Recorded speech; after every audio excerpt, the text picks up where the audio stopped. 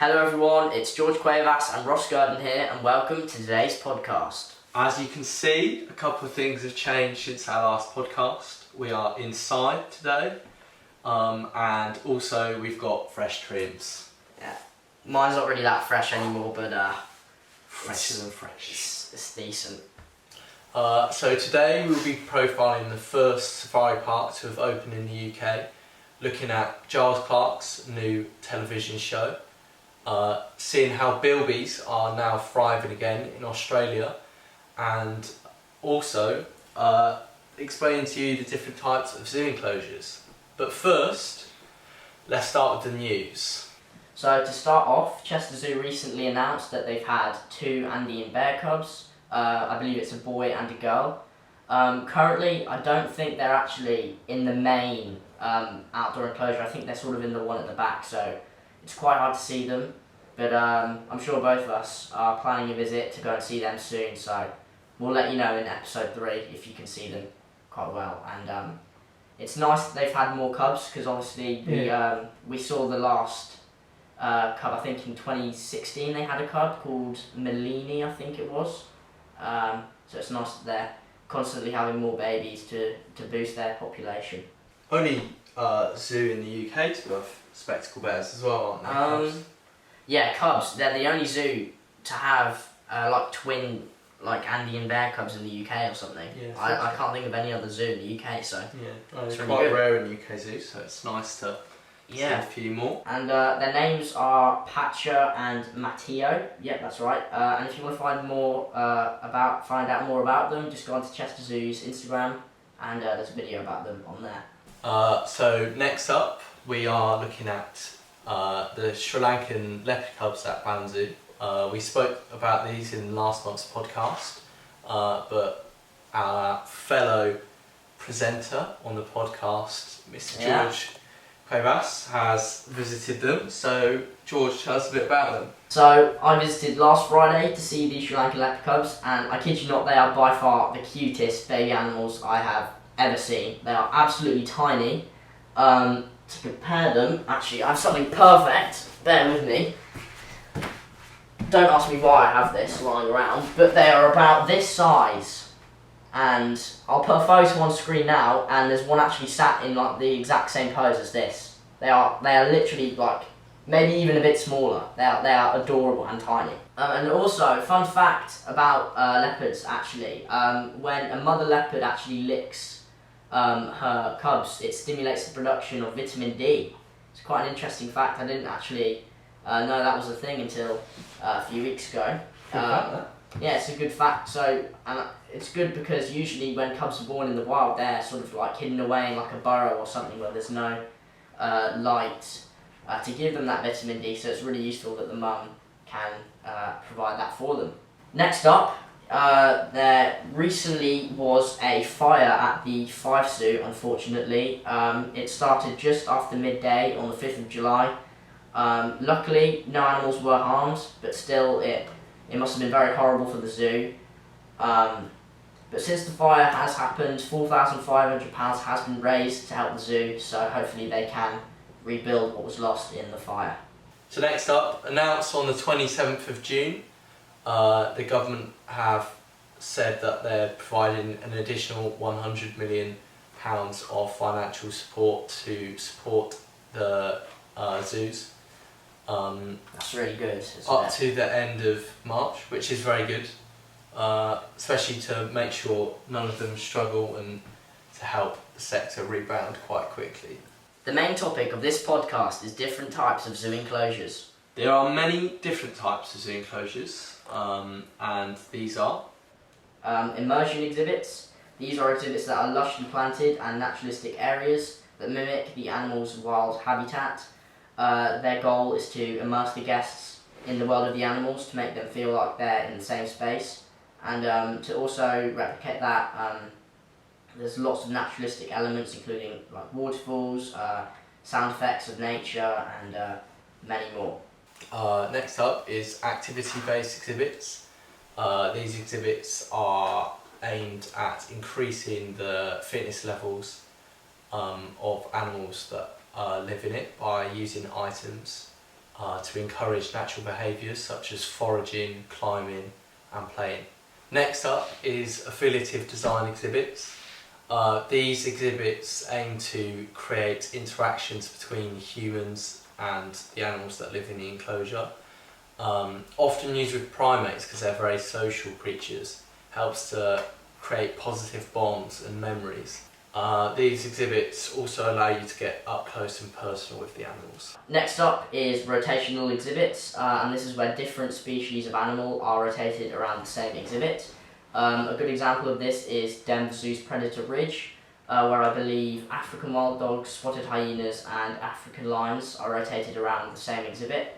This is really good for the animals because it gives them new scents and smells. They can smell each other, and it's very enriching for them being rotated around different areas. So I think that's a really good idea, and it'll be nice to see it in more zoos, I think. Not many zoos do it, to be honest.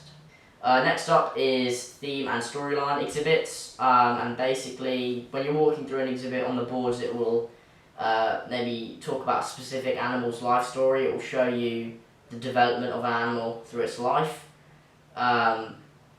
and it kind of gives you an interesting story. It makes you feel sort of more connected to the animal because you're sort of following its sort of life story, so they can be quite interesting to look at zoos. Cultural resonance exhibits aim to make the enclosure surroundings look similar to the country of where the species is found if you went around there to explore. Yeah, a good example was probably Land of the Lions at London Zoo. I believe it replicates sort of like an Indian market, and it does a really good job of that. It's really quite interesting to look around, and yeah, with the dwarf mongooses. Yeah, it's kind of like a little sort of like temple sort of area, and it gives you something else to look at other than the animals. So it is really quite nice to walk around. It's good for education as well, isn't it? Yeah. Shows you what different parts of the world look like. Yeah. Now, moving on to a couple of notable conservation projects we've heard about in the last month. First up is Giles Clarke's latest TV programme called Bears About the House. It's airing on BBC Two, and it is airing in 2 parts. The first episode has already happened last week, and the next episode is actually in a few hours today, at the time of us recording this podcast. This documentary follows Giles Clarke as he attempts to save sun and moon bears from extinction in Laos. I think it's Laos. Laos. Yeah. While populations of both bears are really struggling, and it's important that we all work together to try and save them. One of the main threats to both of the bears is when they are harvested for their bile, which is used in Asian medicines. It's really horrible. They're kept in these tiny cages, maybe like the size of this sofa or something, for their whole lives. And I think it's really great what Giles Clarke is doing, trying to save them from that. So yeah, we're going to be watching it tonight, so make sure you guys watch it as well. It's a great programme. Showing both the joys of a young rescued bear cub called Mary trashing a house, as well as the horrors of the wildlife trade. This documentary is definitely a must watch, I'd say. At the time of filming this podcast, the second part hasn't been released. It actually releases in a few hours from now. I think, it's 4 o'clock now. In 4 hours it releases. So we will talk about it in the next episode of our podcast, episode 3, which will be released next month on the 23rd. So make sure you watch that. So if you want to watch the Bears About the House series, you can watch it on BBC iPlayer. Our next conservation project that we are looking at is about a lesser known Australian creature. George will tell us more. So we're talking about the bilby. Bilbies are lesser known marsupials which have recently been reintroduced into New South Wales. They've been absent from this location for over 100 years, so it's great to see them back there now.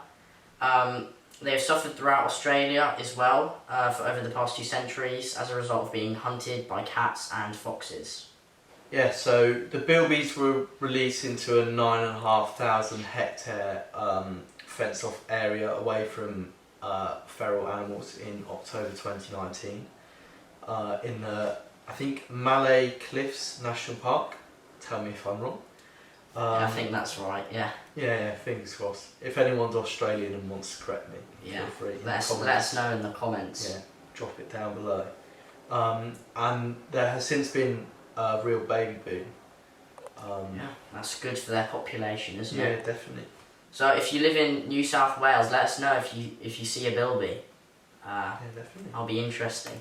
It is currently believed that there are less than 10,000 wild bilbies, with the project reviewing the hope that bilbies can continue to inhabit the Australian outback for many years to come. Speaking to BBC News, conservationist Dr. Lawrence Berry stated that Australia has one of the highest mammal extinction rates in the world. So this project is really essential. So the wildlife attraction that we are going to be talking about today is Longleat Safari Park. Yeah, opened in 1966, it caused a real zoological revolution by becoming the first safari park outside of Africa. Jimmy Chipperfield persuaded the 6th Marquess of Bath to open up the safari park as he believed it could be a huge success. So the drive-through reserve allowed loads of animals to roam in large spaces. At first everyone was kind of nervous about how safe it was, but after a while everyone sort of became accustomed to it, and now it is done quite a lot in today's society at different safari parks. The first visitors arrived paying £1 to enter the park, with the main attraction was the pride of 50 lions in the 100 acres of fenced off area. Yeah, like 50 lions, that is a lot. Yeah, it's mad though. Like, I've seen some old sort of clips of it. We'll try and put some pictures in editing, but like there was so, I'm surprised that all the well, they probably did, to be honest, but they had loads and loads of male lions together, and that probably didn't end well. But nowadays you don't see that now. Like there's only like a pride of like 3 to 4 lions at most zoos that I've seen, like even less sometimes. It's weird as well when you look back at the old pictures, seeing people like picnic with the giraffes. Yeah, because that used to be a thing. You can't do it now, obviously, but when it first opened, like the safari area with the giraffes and zebras, you could actually sit down in the enclosure with them and eat your lunch, so you can go up and touch them and everything. It was crazy. That's mad. Yeah, it would be great if you could do that now. I'd love to do that, but I think safety is a bit... health and safety, that's definitely not a good idea. Yeah. I'd say. Probably not. I don't think I would do that. I'd be a bit scared of getting a kick to the face from a giraffe. That's the thing. That would kill you, wouldn't it? Yeah. Giraffes could definitely kill you. Zebra could do a lot of damage as well. Yeah, no, they all could. Having featured on Animal Park throughout the 2000s and 2010s, Longleat has seen some notable animals, including Nico the gorilla, who lived on the island in Half Mile Lake. The park is also home to Anne the elephant, who was rescued after being mistreated by circuses. Longleat has recently obtained a group of southern koalas. They live in a new exhibit in the walkthrough section of the park called Koala Creek, and I believe that they are actually the only southern koalas outside of Australia, so that's really cool. So definitely go and see them if you get the chance. I think what draws me most to Longleat is the monkey section. The monkeys do like to have a go at the car. Yeah, I think I've lost a windscreen wiper. I think my the wing mirror has been damaged a bit. It's crazy, but I even though my car keeps getting damaged when I go in, I just love it. It's just funny, isn't it? Yeah. Especially when it's not your car. Yeah. Like, if it's someone else's car, you're just staring at them laughing. I saw a monkey running around, like dragging like a whole like part of a car with it behind it as well. Yeah. I also have a sunroof on my car, so when they sit above, you can actually see them really well. Yeah, it's quite a good view. I think safari parks are quite... I know safari parks divide people's opinions, with some people not really like getting stuck in traffic. Yeah. But I think safari parks are like quite good for... Yeah, you can get really close. You can get really close because it just walks around. Get some really good like memories when you go to safari parks. Yeah. So personally, I do like. I think safari park's good. I mean, it kind of if you don't like have the finances to go to say Africa, I mean, it's the closest thing you'll get to doing a safari in the world, and especially Longleat, such a naturalistic sort of safari park. It's a great experience, I think. So Yeah, definitely. we've both been, so take our word for it. It's a good place. It's worth the trip. Yeah. Okay, so now we're going to be answering your questions. We've got 4 questions to answer today. If you want us to answer your question in the next episode, comment it down below in the comments. So let's start. The first one is from my good friend Liam. If you were the owners of a brand new zoo, what would be your 2 main animals that you'd want to have? So Ross, you can go first. I was gonna get you to go first. Oh. He's put me on the spot here. I'd probably go for a pangolin, I reckon. Good choice. I think it would be really good for like education, because obviously they're really difficult to keep in captivity. I've never actually seen a pangolin in a zoo before. I think I saw a documentary that said that how difficult they are to keep. Yeah. So it would be good if you could find out a way to keep them. We'd be It up would for be the challenge. really good. Well, would we? Yeah. Well, we've talked before about making our own zoo, but I don't know if we have the I finances. don't think we've for got that. the skill level. Yeah. Maybe. Maybe something in the future. You never know. And also, they'd be really good for education and conservation, because obviously they're one of the most trafficked animals in the world. Yeah. So it'd be awesome to let a few more people find out about them, because they are really awesome creatures. Yeah, they're so cool. I don't know. There's no other animal like them. It'd be such a shame if they went extinct. Yeah. Right, your go. Right, my go. I'm going to go with the leopard. Liam, you know I like the Sri Lanka leopards at Banham. I just love leopards. They're my favourite animal. I think they're really interesting. And you can really sort of experiment when designing their enclosure, because they're very sort of active animals. They love that. They always love to sort of interact with their different elements of the exhibit. And they're gorgeous as well, beautiful to photograph, as you know. And when they have cubs, they're really cute. So yeah, I'd go with the leopard. What subspecies would you go? Subspecies. I mean, I do like the Sri Lankan. It's going to be between the Sri Lankan and Javan. I think I might go with Javan just because they're so rare in like any zoo. You barely see them. I've only seen one at Zoo de la Flèche in France, and they're just gorgeous. So yeah, I'd probably go Javan leopard, pangolin. Next question is from Harry Smith, who asks whether we've got any suggestions or recommendations for zoos he could visit aside from some that he's already been to. So I'll start again with, I would say, British Wildlife Centre. It's quite like a small place, but it's really good for like local wildlife, because I think over here it's difficult because we don't have any like really showy species. It's nice they hide to quite a lot, don't they? yeah, it's nice to kind of get to know the stuff in your area, like to see like badgers and foxes. Like although we live where you'll see European badgers and European foxes, I've never seen a badger. I've never seen a badger. I rarely see a fox. Yeah, and I've never actually been to the place, but I've seen quite a lot of good reviews about it, so I think it's worth the trip. What about you? You're going for the big zoo? Yeah, so I'll go with the big zoo. I've noticed that you haven't been to Port Lim, or it wasn't on your list anyway, but I'd go with Port Lim, I think. It's just such a beautiful zoo, one of the best in the UK, I think.